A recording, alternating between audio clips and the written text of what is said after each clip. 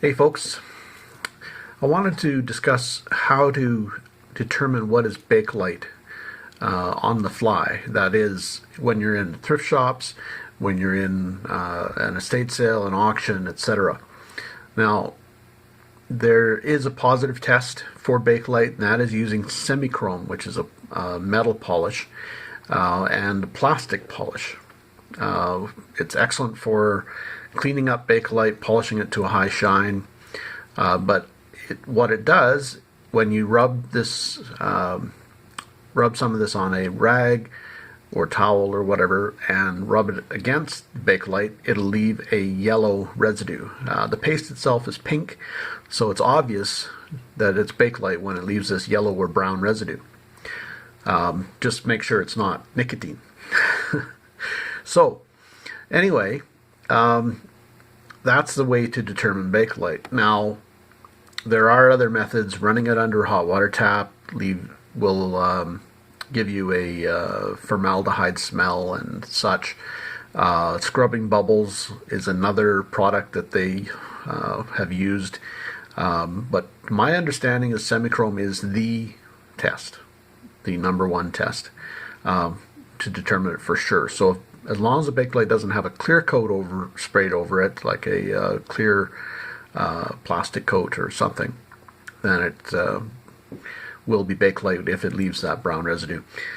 Now, you're not going to carry Simichrome around with you, or that's the odds. You're not going to be carrying this messy paste around with you. So how do you determine Bakelite?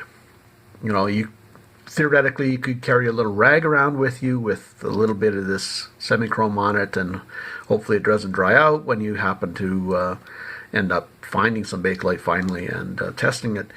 So how do you determine Bakelite? Now, on the fly, there are two ways. One is rubbing it briskly so that it heats up, and then smelling the spot, and you'll get a formaldehyde smell. That smell will vary quite a bit, but it still smells the same. It's just the strength of the smell. And if you smell that smell, and you'll remember that smell after you've smelled it a few times, it is Bakelite.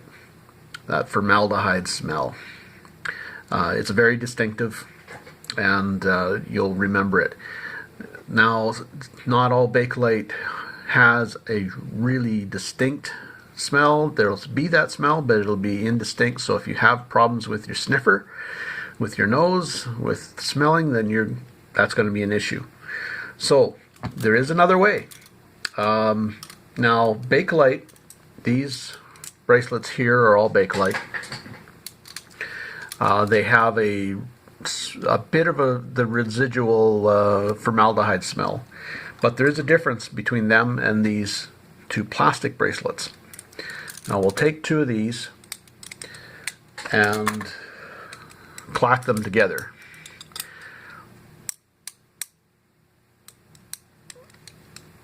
And clack these together.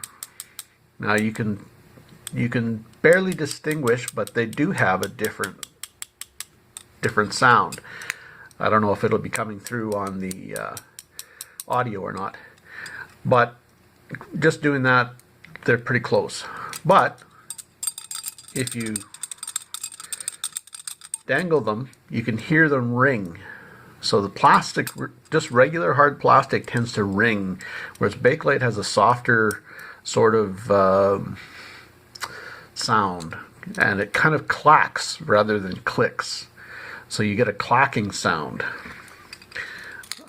when they go together.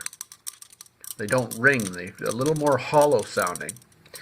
And it's just the composition.